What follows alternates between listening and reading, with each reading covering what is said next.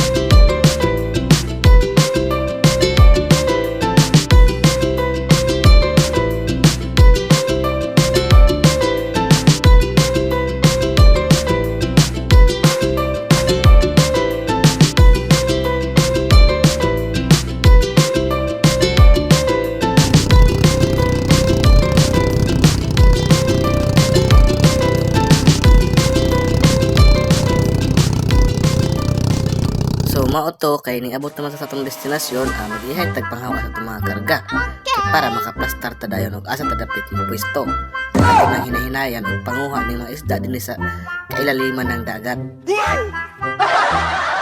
Ug sa wala ang dugay di nakaplastar naman tad ni dapitan no mukaon sa tanan dinungag nga saging nga dala ni master. Kay para di puta mapasmo dili magkibot-kibot ang atong tiyan sa pagpanguha dinhi sa mga isda.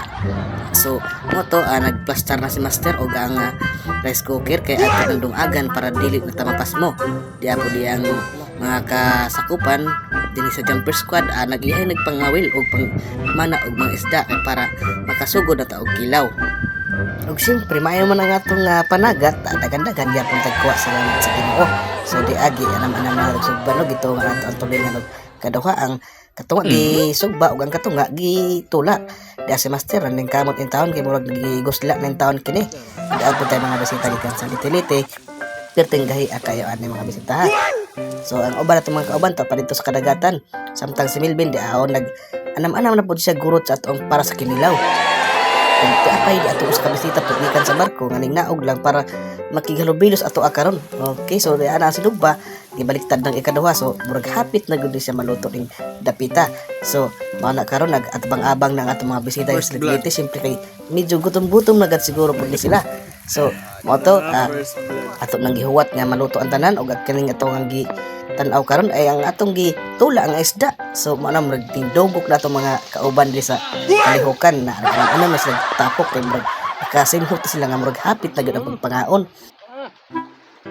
Wa na naglangan-langan og gipanguha na ang atong mga pagkaon ug gisugdan na nato ang kurambos kay medyo murag gipamaol na ang atong tungol. Yahay nagpanghapap ang mga kuliris mga katawhan di ay ni sige paspasay pero ang among kinilaw medyo bisagulan gyud og toyo sa ato ang nagkilaw. So di habhab lang tadhang dapitan no dasi chan-chan kusog kay mukaon pero dili mo tabang. Siyempre padayon na sa atong kaon din ang napita kay medyo dagan-dagan gyud atong dakpan karong adlaw. So paspasay kay sila kaon bisag ang kinilaw gibutangan og toyo. Bos kay tanang napita kay budol fight bang kunang tawag ani. Siyempre pagkahuman na itong pangaon relax sa tagpanagsapod kay mirag mabinhig puntaan ni. So tagal-lantaw sa kadagatan samtang nag-ipis-ipis sa ato ang mga ilimnon ba nga mahalon gikan sa Saudi Arabia.